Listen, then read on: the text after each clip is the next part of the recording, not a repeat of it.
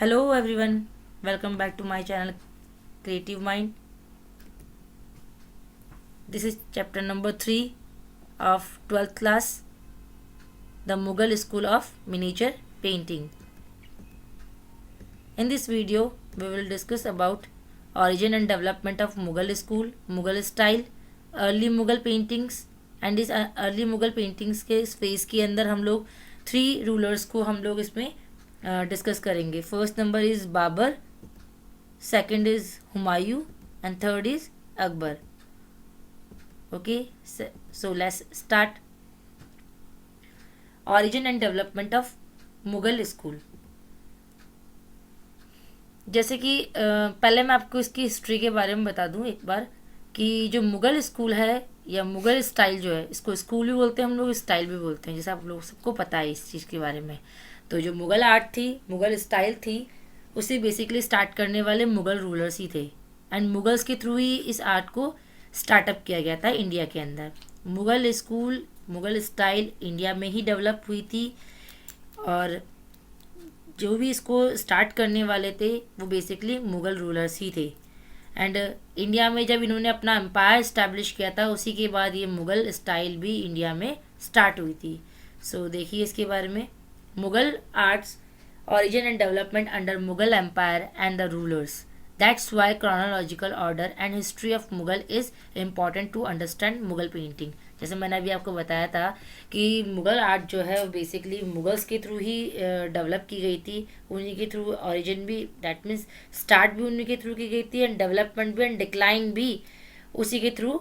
That means जो Mughal empire थे या मुग़ल जो रूलर्स थे उन्हीं के थ्रू ये पेंटिंग, ये स्टाइल डेवलप थी. तो इसीलिए इस मुग़ल स्टाइल को पढ़ने के लिए, समझने के लिए हमें इसे क्रोनोलॉजिकल ऑर्डर में, दैट मीन्स जो इनका जो वंशावली है मुग़ल्स में, जो जित फर्स्ट नंबर को कौन रूलर हुआ मुग़ल के अंदर, फर्स्ट नंबर पे बाबर थे. सेकंड पे, क्योंकि इंडिया के अंदर मुग़ल एम्पायर को इस्टेब्लिश करने वाले कौन थे, बाबर ही थे. तो इसे हम बाबर, देन उनके बाद हुमायूं जो उनके बेटे थे, उसके बाद फिर अकबर, अकबर के बाद फिर जहांगीर, जहांगीर के बाद फिर शाहजहाँ, शाहजहाँ के बाद दारा शिकोह एंड उसके बाद फिर औरंगज़ेब. एंड औरंगज़ेब के बाद तो जो मुग़ल जो पेंटिंग थी या मुग़ल स्टाइल थी वो टोटली बिल्कुल डिस्ट्रॉय हो चुकी, उसका डिक्लाइन हो गया था. तो इसी ऑर्डर में हम इस पेंटिंग को, इस स्टाइल को हम लोग समझते हैं. तो देखिए इसके बारे में. टाइम पीरियड, ये पेंटिंग भी सेम टाइम पीरियड में, that means 16 century to mid of 19 century, ये सेम पीरियड, टाइम पीरियड वही था जो राजस्थानी मिनिएचर पेंटिंग का था. दोनों painting style contemporary art style थी.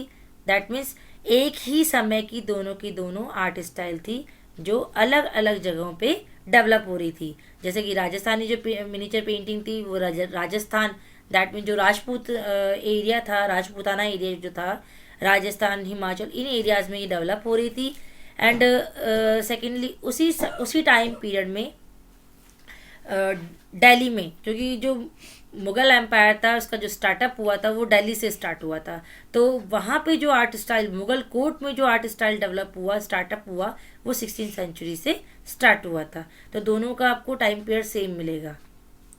Secondly, Mughal art is also known as court art. Mughal art को या मुग़ल स्टाइल को कोर्ट आर्ट के नाम से भी जानते करते हैं. Mughal art is also known as court art due to its origin, development and decline at Mughal court. And Mughal art was change according to Mughal rulers interest and taste. जो मुग़ल आर्ट थी, बेसिकली मैंने आपको बताया था, जब मुग़ल आर्ट थी मुग़ल्स के थ्रू ही, Mughal rulers के थ्रू ही ये स्टार्टअप हुई थी, उसका डेवलपमेंट भी उन्होंने करवाया था एंड डिक्लाइन भी उन्हीं की वजह से हुआ था. तो ये इसीलिए इसको हम दरबारी कला, मुग़ल को जो मुग़ल आर्ट या कोर्ट आर्ट जो हम बोलते हैं, जिसे दरबारी कला बोलते हैं, इसीलिए बोलते हैं क्योंकि इसका ये बेसिकली ये आर्ट स्टाइल रूलर्स पे ही टोटली डिपेंड थी. उन्हीं के इंटरेस्ट, उन्हीं के टेस्ट के अकॉर्डिंग ये आर्ट स्टाइल चल रही थी, डेवलप हो रही थी. इसी वजह से इस आर्ट स्टाइल को कोर्ट आर्ट भी बोला गया.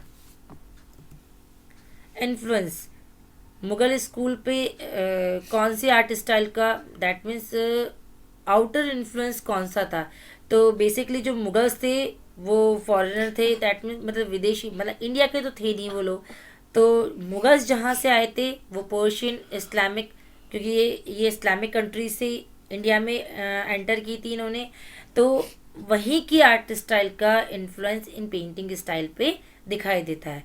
तो Mughal school was mixture of Islamic Persian art, Rajasthani style and European style.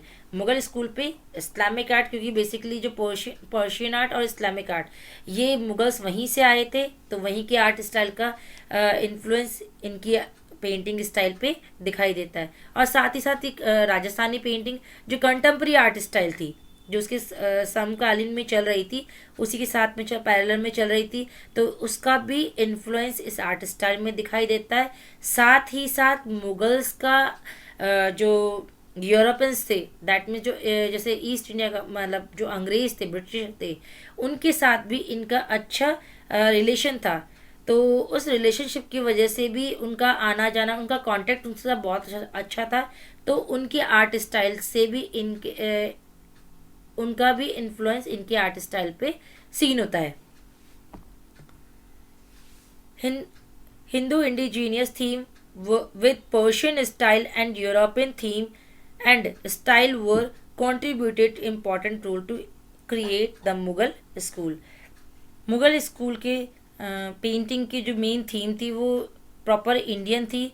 तो थीम को पर्शियन स्टाइल के साथ रिप्रेजेंट किया गया, साथ ही साथ यूरोपियन थीम और जो यूरोप के अंदर जो पेंटिंग स्टाइल मतलब जिन पे पेंटिंग्स बनाई जाती थी, जो थीम थी उसे यूरोपियन थीम के साथ, इन दोनों के कंट्रीब्यूशन से ही मुगल स्कूल को क्रिएट किया गया था। That means Persian style plus European style plus Indian theme के कंट्रीब्यूशन या मिक्सअप से ही मुगल स्कूल स्टार्ट हुआ था। The Mughals were patrons of various art. They took deep interest in artist atelier. Mughals art में interest लेने वाले थे, and इसी वजह से वो जो उन्होंने अपने टाइम पीरियड में या अपने जितने रूलिंग टाइम पीरियड में उन्हें हर जगह अपने आर्ट वर्कशॉप स्टैब्लिश कर रखे थे, एंड पर्सनली वहाँ जाकर के वो आर्टिस्टों के बीच में टाइम स्पेंड करते थे, उनके काम को ऑब्जर्व करते थे एंड उनको सपोर्ट करते थे। The Mughals atelier consisted of calligraphers, painters, guilders and binders. Paintings were a part of manuscripts and albums. These paintings were seen by only the royals.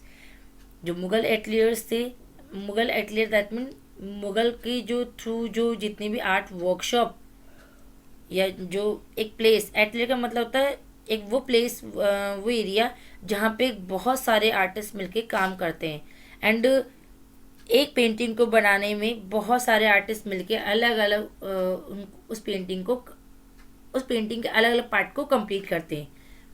तो एटलियर के अंदर मोस्टली यही काम, पेंटिंग्स बनाई जाती थी, बनाने के बाद उनको स्टोर भी की जाती थी, तो वो एटलियर्स कहलाते थे। तो जो जितने भी मुगल एटलियर्स थे वहाँ पे कैलीग्राफर्स को रखा कैलीग्राफर्स हुआ करते थे, painters, guilders and binders. Paintings को स्टोर भी करते थे, उनको बाइंड करके भी उनको सेफ रखते करते थे। Paintings were a part of manuscript. जो पेंटिंग हुआ करती थी बेसिकली मैन्युस्क्रिप्ट का ही एक पार्ट हुआ करती थी, क्योंकि जो मुगल्स थे उन्होंने मोस्टली बुक्स को सबसे ज़्यादा उन्होंने पेंट करवाया है, चाहे उनकी हिस्टोरिकल बुक्स हों, चाहे ये हमारी इंडियन बुक्स हों, चाहे उनकी अपनी इस्लामिक बुक्स हों, उन सभी मैन्युस्क्रिप्ट को इन्होंने उन पे पेंटिंग्स इन्होंने बनवाई थी, एंड एल्बम्स, और साथ साथ एल्बम्स को भी क्रिएट करते थे। These paintings were seen by only the royals. और ये पेंटिंग केवल किसके लिए? रॉयल्स के लिए। दैट मीन्स मुगल्स की जो फैमिली होती थी उन्हीं की फैमिली मेम्बर्स ही उन पेंटिंग्स को देख कर सकते थे। इसीलिए इस पेंटिंग स्टाइल को, इस शैली को कोर्ट आर्ट भी बोला गया था। Early Mughal painting. अब मुगल पेंटिंग को बेसिकली टू फेज में डिवाइड किया गया, early Mughal painting and later Mughal painting. Early Mughal painting के अंदर हम क्रोनोलॉजिकल ऑर्डर में इसे पूरा कंप्लीट करते हैं। दैट मीन्स फर्स्ट नंबर पे हम बाबर को डिस्कस करेंगे, सेकंड में हम लोग हुमायूं को, थर्ड में हम लोग अकबर, फिर देन उसके बाद हम लोग जहांगीर, दारा शिकोह एंड लास्ट जो डिक्लाइन, दैट मीन्स जो लास्ट पार्ट औरंगजेब, उसे हम अर्ली मुगल तक कंप्लीट करते हैं। उसके बाद क्योंकि मुगल पेंटिंग का डिक्लाइन हो गया था औरंगजेब के टाइम पीरियड में होने के कारण ये पीरियड यहीं पे, ये जो फेज था यहीं पे एंड होता है। उसके बाद औरंगजेब के बाद भी जो लेटर में, मतलब बाद में जितने भी जो रूलर्स हुए, तो उन लोगों ने वापस से मुगल स्टाइल को, जो पेंटिंग स्टाइल था उसको स्टार्टअप करने की कोशिश की थी। तो वो time period later Mughal painting के नाम से जानते करते हैं। सो देखिए, number 1 ruler is Babur. Babur was the first Mughal ruler who was the founder of Mughal Empire in India in 1526 AD. जैसे मैंने आपको बताया, बाबर जो था वो मुगल का, मतलब मुगल एम्पायर का फर्स्ट रूलर था, क्योंकि मुगल एम्पायर को इस्टेब्लिश करने वाला बाबर ही था। और इंडिया में इसने इसे 1526 AD में से इस्टेब्लिश किया था। He was descendant of Emperor Taimur and Chagatai तुर्क। बाबर तैमूर एंड तुर्क, जो चगताई जो तुर्की थे, उनकी फैमिली से बिलोंग करने वाले थे। और तैमूर मतलब इनकी जो माता थी, मतलब मदर थी, वो मंगोल फैमिली से बिलोंग करती थी। तो मंगोल एंड तैमूर दोनों का मिक्सअप ही आगे जाके मुगल्स कहलाया था। तो जो ये बाबर थे वो तैमूर और तुर्क दोनों के ही आगे के वंशज थे ये। He was a scholar and keen patron of art, architecture, manuscripts and gardening etc. जिसे हमने स्टार्टिंग में पढ़ा कि जो मुगल्स थे वो आर्ट को सपोर्ट करने वाले एंड काफ़ी उसमें डीप इंटरेस्ट रखने वाले थे। तो जो बाबर थे वो लेट टाइम में इंडिया आए थे, कम टाइम पीरियड के लिए इन्होंने इंडिया में रूल किया। ओनली ऑन 5 to 6 ईयर्स इन्होंने इंडिया पे रूल किया था। फिर भी इन्होंने अपने टाइम पीरियड में इन्होंने काफ़ी आर्ट को लेके इन्होंने उसको पैटर्न भी किया, उसको सपोर्ट भी किया। बाबर ने अपने टाइम पीरियड में आर्किटेक्चर को भी बनवाया, मतलब काफ़ी सारे आर्किटेक्चर बिल्डिंग्स को भी क्रिएट किया, मैन्युस्क्रिप्ट्स भी, एंड साथ ही साथ ये इसे गार्डनिंग का भी बहुत शौक था। बाबर ऑटोबायोग्राफी तुजुक ए बाबरी और बाबरनामा। बाबर ने अपने टाइम पीरियड में अपनी ऑटोबायोग्राफी को रिटर्न करवाया था, जिसका नाम था तुजुक ए बाबरी। ये बहुत ही इम्पॉर्टेंट है एग्ज़ाम के पॉइंट ऑफ व्यू से, तो इसे आप लोग याद रखिएगा, इसको हाईलाइट कर लीजिएगा। तुजुक ए बाबरी, इसका सेकंड नेम या इसका हिंदी नेम जो है वो है बाबर नामा। कभी कभी एग्ज़ाम के अंदर पूछ लिया जाता है what is autobiography of Babur, then Tuzuk e Baburi और बाबर नामा, जो आपको दोनों में से नाम याद रहे उसको लिख सकते हो। पर कभी जब क्वेश्चन आता है what is Tuzuk e Baburi, then आपको याद होना चाहिए या what is the other name of Baburnama, इसीलिए आपको दोनों नाम याद रखने होंगे। Main artist during Babur, Babur के टाइम पीरियड में कौन कौन से मेन आर्टिस्ट हुए थे? बेसिकली बाबर की जो ऑटोबायोग्राफी थी जिसका नाम था तुजुक ए बाबरी, उस ऑटोबायोग्राफी के अंदर उसने अपने टाइम पीरियड में, मतलब जो फारस के जो थे, पर्शिया के जो आर्टिस्ट थे, 2 आर्टिस्टों के बारे में उसने डिस्कस किया, उसके बारे में लिखवाया है उसने। Number 1 is Behzad. एक आर्टिस्ट था बेहजाद, जो बेसिकली हेरात से था, पर्शियन आर्ट का मास्टर आर्टिस्ट था, एंड इसे राफेल ऑफ ईस्ट भी बोलते थे। Master artist of Persian art from Herat, जो बेहजाद था वो हेरात से बिलोंग करता था। एंड साथ ही साथ इसे राफेल ऑफ ईस्ट, मतलब पूर्व का राफेल भी बोलते थे। राफेल एक वेस्टर्न आर्टिस्ट थे जिसे जो काफ़ी फेमस एंड मास्टर आर्टिस्ट थे वेस्टर्न के, यूरोपियन आर्ट के। तो इसे उसके साथ में कंपेयर किया गया एंड बेहजाद को राफेल ऑफिस मतलब पूर्व का, इंडिया का, इसे राफेल माना गया। He was known for his sophisticated composition and color tint but did not draw faces well। जो बेजा था, बाबर ने ऑटोबायोग्राफी में ही ये मेंशन करवाया है, जो बेजा था वो बहुत ही मतलब एक मास्टर आर्टिस्ट था पर्शियन आर्ट का, बहुत ही सुंदर कॉम्पोजिशन को क्रिएट करता था, बट वो फेसेस को अच्छे से ड्रॉ नहीं कर पाता था। शाह मुजफ्फर, सेकंड जो आर्टिस्ट है वो है Shah Muzaffar. He was master artist in hair style depiction. और जो शाह मुजफ्फर थे ये हेयर केश विन्यास में, दैट मीन्स जो पेंटिंग्स, जो कॉम्पोजिशन या फिर जो भी ये पोर्ट्रेट्स वगैरह बनते करते थे उनके अंदर उनकी हेयर स्टाइल को यही क्रिएट करते थे Shah Muzaffar.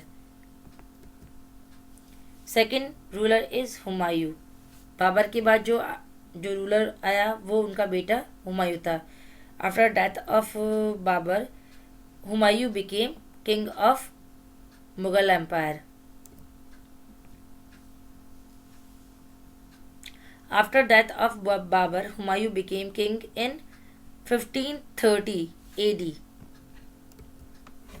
After being dethroned by Sher Shah, Humayun took refuge in the court of Saf with Persian ruler Shah Tahmasp। Babur ने जो राजगद्दी या जो एम्पायर हुमायूं को विरासत में दिया था, मतलब जो वो किंग बने थे, तो कुछ टाइम पीरियड के बाद में शेर शाह जो थे उसके थ्रू उसने इंडिया पे वापस अटैक किया एंड वो उसने राजगद्दी या जो एम्पायर था उसने हुमायूं से उसको वापस ले लिया। तो उस टाइम पीरियड में जब शेर शाह ने हुमायूं को इंडिया से हटा दिया था, तब हुमायूं ने जो पर्शियन जो रूलर थे जिनका नाम था शाह तमस्प, वहाँ पे जाके इन्होंने शरण ली थी।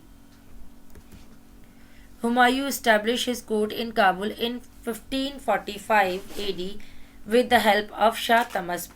जो हुमायूं थे उन्होंने अपने कोर्ट को, मतलब जो रिफ्यूजी टाइम पीरियड में उन्होंने काबुल में अपना एक कोर्ट इस्टेब्लिश किया था इन 1545 AD में with the help of Shah Tahmasp. इसमें पूरी प्रॉपर इनकी हेल्प किसने की थी? शाह तमस्प ने की थी। Humayun invited two Persian artists Mir Sayyid Ali and Abd Shams Shirazi to establish a art studio in his court to create royal portraits। And अपने जो रिफ्यूजी टाइम पीरियड में जब शाह तमस्प के अंडर में उनके साथ हुमायूं जब टाइम स्पेंड कर रहे थे, अपनी पूरी स्ट्रेंथ को इकट्ठा कर रहे थे, अपनी स्ट्रेंथ जमा कर रहे थे अपने इंडिया पे कम बैक करने के लिए, तो उसी टाइम पीरियड में वहाँ के उनके कोर्ट में, शाह तमस्प के कोर्ट में ही उन्होंने दो आर्टिस्टों से उनकी मुलाकात हुई जिनका नाम था मीर सैयद अली एंड अब्द शम्स शिराजी। उनके काम को, उनके आर्टवर्क को उन्होंने देखा था। तो बाद में जब वो इंडिया पे वापस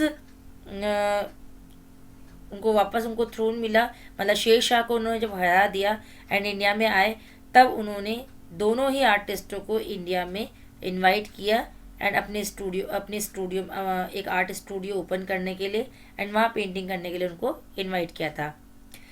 तो ये दोनों आर्टिस्ट इम्पॉर्टेंट हैं क्योंकि ये ही दोनों आर्टिस्ट थे जिन्होंने इंडिया के अंदर मुगल स्टाइल को स्टार्टअप किया था। एंड बेसिकली जो पेंटिंग स्टाइल थी इनकी प्रॉपर पर्शियन आर्ट ही थी।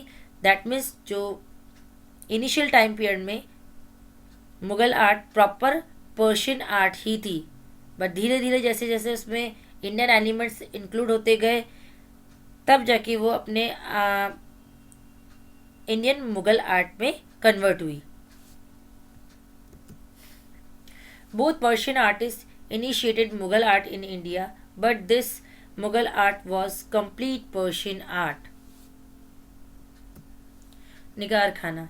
Humayun founded a painting workshop is known as Nigar Khana, which was also a part of his library। Humayun को पढ़ने का बहुत शौक था, इसीलिए उसने अपने कोर्ट में एक लाइब्रेरी भी इस्टेब्लिश करवाई थी, जिसे लाइब्रेरी बनवाई थी एंड लाइब्रेरी की ही अटैच में उन्होंने एक पेंटिंग वर्कशॉप को भी बनवाया था, जिसे बोलते थे निगार खाना। ये क्वेश्चन बना हुआ, ये क्वेश्चन आता है एग्जाम में, व्हाट इज निगार खाना? दैट मीन्स निगार खाना is a art workshop which is a part of his library. Humayun started to illustrate Hamzanama और दास्तान ए Amir Hamza and completed by his son Akbar. That is very important point and topic. ये आपको याद रखना है। Hamzanama very important manuscript. Humayun started इस manuscript को start करने वाले हुमायूं थे, बट इसे कंप्लीट अकबर ने करवाया था, क्योंकि इनकी फेवरेट लाइब्रेरी थी, उनकी स्टेयर्स से गिरने स्लिप होने की वजह से इनकी एक्सीडेंटली इनकी डेथ हो गई थी। तो जो हमजा नामा का जो काम चल रहा था वो काम बीच में ही अधूरा रह गया, एंड बाद में उनकी डेथ के बाद अकबर ने उस अधूरे काम को पूरा करवाया था। इसीलिए जो ये मैन्यूस्क्रिप्ट है इसके अंदर हुमायूं प्लस अकबर दोनों का नाम आता है। तो हमजा नामा is a Hindi name and the Persian name is दास्तान ए अमीर हमजा, एंड दोनों ही नाम आपको याद रखने होंगे। Important painting of Humayun era is prince of the house of Timur. ये हुमायूं के टाइम पीरियड की इम्पॉर्टेंट पेंटिंग है और इसी पेंटिंग के बारे में डिटेल मिलती है। This painting is painted in 1545 to 50 AD by Abdul Shams Shirazi artist. ये पेंटिंग अब्दुल शमस शिराजी ने 1545 to 50 AD तक इसे पेंट किया था। दैट मीन्स ये एक हमजा नामा का ही एक पार्ट थी, तो उसी के टाइम पीरियड में इसको पेंट किया गया था। Painting is painted on the cotton with water colour. ये पेंटिंग कॉटन पे बनी हुई, दैट मीन्स ये कपड़े पे बनी हुई पेंटिंग है, एंड वाटर कलर से इसे क्रिएट किया गया है। This painting is collected in British museum London, and present time में ये ब्रिटिश म्यूजियम लंदन में कलेक्टेड है। Third ruler is Akbar. Humayun के बाद अकबर राजा बना था, एंड ये बहुत ही कम टाइम पीरियड में बहुत ही कम एज में ये राजा बने थे। After the death of Humayun Akbar became king in the age of 13 की एज में ये इंडिया के रूलर बन चुके थे, मुगल एम्पायर के रूलर बन गए थे। Akbar was suffering from dyslexia. Akbar को डिसलेक्सिया की प्रॉब्लम थी। दैट मीन्स डिसलेक्सिया एक ऐसी बीमारी है जिसके अंदर पेशेंट को लेटर्स समझ में नहीं आते, उसको पढ़ने में दिक्कत प्रॉब्लम आती है। देखिए dyslexia, a condition where a person finds difficulty in reading, जिसे पढ़ने में व्यक्ति को प्रॉब्लम होती है, तो उस कंडीशन को डिसलेक्सिया बोलते हैं। इसे याद रखना, ये एग्जाम के अंदर ही क्वेश्चन बन सकता है, व्हाट इज डिसलेक्सिया, या which disease was affected to Akbar. Aine Akbari book was written by Abul Fazl, who was court historian of Akbar. आईने अकबरी एक बुक थी जिसे लिखने वाले कौन थे? अबुल फजल थे, एंड ये अकबर के ही टाइम पीरियड के थे। ये भी इम्पोर्टेंट क्वेश्चन आपका एग्जाम के अंदर रिपीट हुआ है।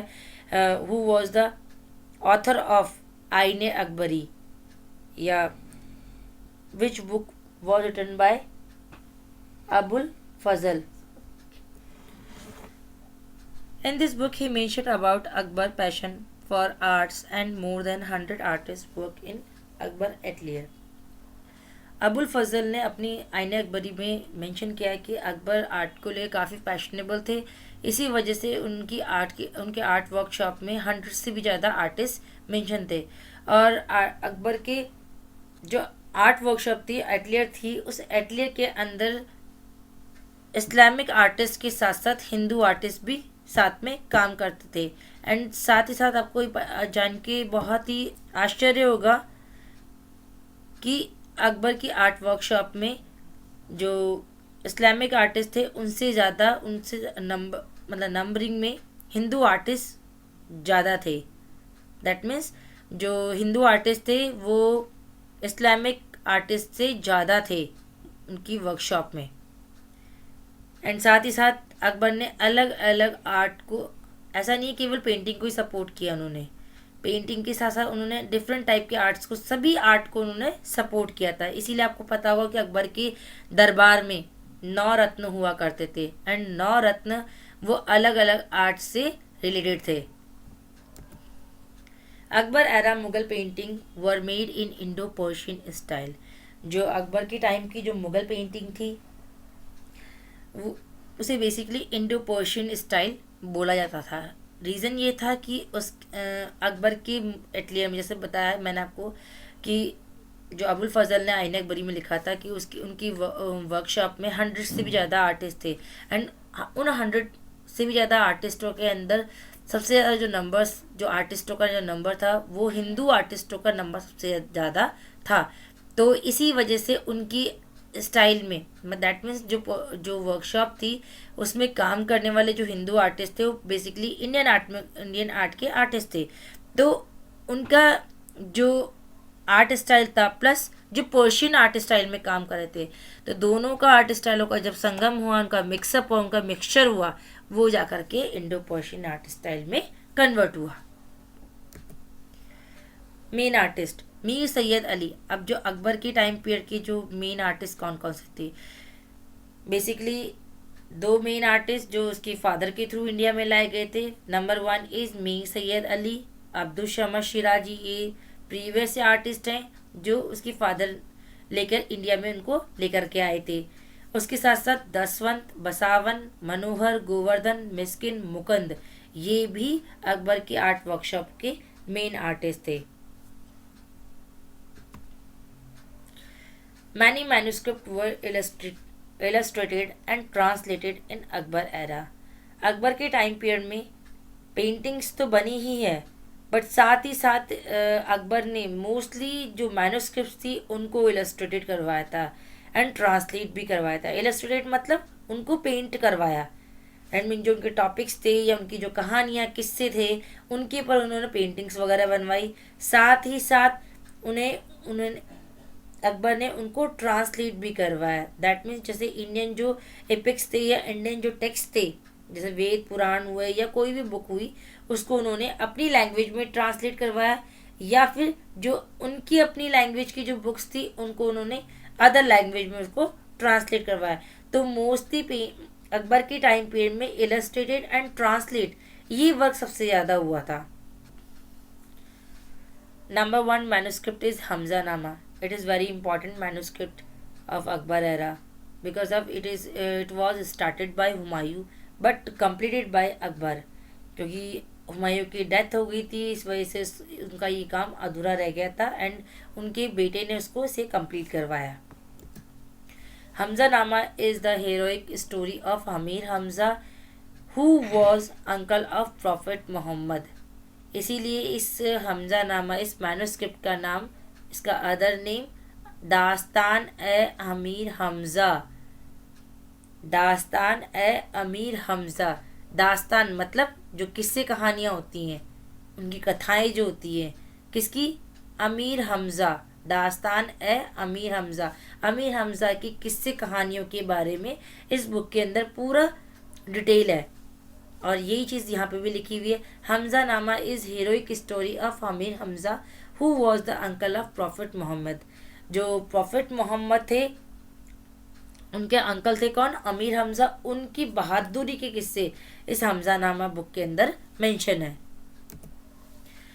There are 14 volumes and 1400 illustration in this book. It was completed in near 15 years. जो ये बुक है ये 14 वॉल्यूम्स में बनी हुई है, मतलब इसके अलग अलग सेक्शन 14 सेक्शन बने हुए में डिवाइडेड है ये। एंड इस पूरी बुक के अंदर 14 वॉल्यूम्स के अंदर 1400 मतलब हर एक वॉल्यूम में या हर एक जो पार्ट है उसके अंदर 100 पेंटिंग्स बनाई हुई है। एंड ये पूरी जो ये इलस्ट्रेशन था ये पूरा कंप्लीट 15 ईयर्स, मतलब इसे पूरा कंप्लीट होने में 15 ईयर्स लगा। Hamzanama was completed under the supervision of two Persian artists Mir Sayyid Ali and Abdul Shams Shiraji from 1567 AD to 1582 AD। जो इलस्ट्रेशन था या जो ये मैन्युस्क्रिप्ट था, ये दो पर्शियन आर्टिस्ट के अंडर में कंप्लीट हुआ, उनके सुपरविजन में कंप्लीट हुआ। जो आर्टिस्ट उसके फादर के टाइम पीरियड के ही थे, मीर सैयद अली एंड अब्दुल शम्स शिराजी के ही सुपरविजन में हमजानामा को पूरा कंप्लीट किया गया था। एंड इसका टाइम पीरियड भी है, जो 15 ईयर्स जो लगे थे वो 67 टू 82 तक इसे पूरा कंप्लीट किया गया था। Third manuscript is Aine Akbari and it was written by Abul Fazl. Next manuscript is Rajmanama, and Rajmanama is the Persian name of Mahabharat। तो देखिए, the Persian translation and illustration version of Mahabharat is known as Rajmanama। Rajmanama ये question exam में आया हुआ है कि जो what is Rajmanama, तो जो Rajmanama है वो महाभारत का ही पर्शियन ट्रांसलेशन है। Rajmanama was completed in 1589 AD under the supervision of master artist Daswant। और जो Rajmanama था, दैट मीन्स जो महाभारत थी, इसे कंप्लीट 1589 AD में इसे कंप्लीट किया गया था। और इसे करने वाले आर्टिस्ट कौन थे? दसवंत के सुपरविजन में ही ये पूरा Rajmanama पूरा कंप्लीट किया गया था। There are 169 paintings or net calligraphy in this book। इस मैन्युस्क्रिप्ट के अंदर 169 पेंटिंग्स को कैलीग्राफी के साथ में डिज़ाइन किया गया है। इसमें ये नंबर याद रखना, 169 पेंटिंग्स बनी हुई है इसमें। Next manuscript is Ramayana. Translation and illustration of Ramayana in this time. Akbar के टाइम पीरियड में रामायण को भी इलस्ट्रेट भी किया गया है, साथ ही साथ ट्रांसलेट भी किया गया है। Next manuscript is Akbarnama, and Akbarnama is autobiography of Akbar. Akbar's political and personal life were detailed इन अकबरनामा। अकबरनामा के अंदर उसकी पॉलिटिकल लाइफ को एंड पर्सनल लाइफ को डिटेल में लिखा गया है, बताया गया है। Important painting of Akbar era. अब अकबर के टाइम पीरियड में कौन कौन सी इम्पॉर्टेंट पेंटिंग्स थी वो देखिए। The girl and the parrot and this painting is taken from Tutinama manuscript and painted in 1582 to 85 AD। ये पेंटिंग तूतीनामा में से ली हुई है, मैन्युस्क्रिप्ट में से ली हुई है, जो मैन्युस्क्रिप्ट भी आपके अकबर के टाइम पीरियड में ही इलस्ट्रेटेड किया गया था, तूतीनामा। और इसकी फेमस पेंटिंग है the girl and the parrot, and इसे 1582 टू 85 में से पेंट किया गया था। It is collected in Chester Beatty library Dublin, and present time में ये डबलिन में चेस्टर बैटी लाइब्रेरी में सिक्योर है, कलेक्टेड है। Second painting is Babur inspecting the fort of Gwalior, and this painting is taken from Babarnama and painted by Bhure artist in 1598 AD। ये painting Baburnama में से ली हुई पेंटिंग है, मतलब बाबरनामा की ही का ही एक पार्ट है। एंड इसे पेंट करने वाला आर्टिस्ट का नाम भूरे है, एंड इसे आप याद रखना। It is collected in national museum new Delhi, and present time में ये न्यू दिल्ली नेशनल म्यूजियम में कलेक्टेड है। Spices of Hamza attack the city of Kaimur. This painting is taken from Hamzanama and painted in 1567 to 82 AD। It is collected in Museum of Applied Arts, Vienna। Next painting is Madonna and Child। This is also an important painting of Akbar era। This painting is painted by Basavan in 90 AD. It is collected in San Diego Museum of Art, California. It was influenced by European style. ये painting European style में बनी हुई painting थी and ये अकबर के time period में बनाई गई थी. Next painting is Noah's ark. This painting has been taken from Diwane Hafiz manuscript. ये पेंटिंग दीवाने हाफिज मैन्यूस्क्रिप्ट में से ली हुई है एंड इस पेंटिंग को पेंट करने वाले मिस्किन आर्टिस्ट थे एंड ये पेंटिंग 1590 AD में कंप्लीट की गई थी. It is collected in freer gallery of art, Smithsonian institution, Washington DC, USA. Present time में ये USA में सिक्योर है. Next painting is Krishna lifts mount Govardhan and this painting has been taken from Harivamsa Puran manuscript and it is also painted by Miskin artists in 1585 AD to 90 AD and this painting is collected in Metropolitan Museum of Art, New York, USA. तो ये कुछ paintings थी अकबर के time period की जो अकबर के time period में से पेंट किया गया था और बेसिकली ये सारी इम्पॉर्टेंट पेंटिंग्स हैं. इन पेंटिंग्स में से आपके एग्ज़ाम में क्वेश्चन आता है कि write the name some paintings of Akbar era and exam के अंदर आप प्रीवियस पेपर्स को उठा के देखेंगे तो मडोना एंड चाइल्ड पेंटिंग के बारे में पूरा डिटेल दे रखा है. नोहाक आर्क के बारे में क्वेश्चन आया हुआ है एंड साथ ही साथ इस spice of Hamza attack the city of Kaimur के बारे में भी क्वेश्चन बना हुआ है. तो ये पेंटिंग इसीलिए मैंने मेंशन कर रखी है आपके इस वीडियो में. सो आज के लिए फिर इतना ही. नेक्स्ट वीडियो में हम लोग रेस्ट ऑफ रूलर्स को डिस्कस करेंगे. So thank you so much. Bye bye.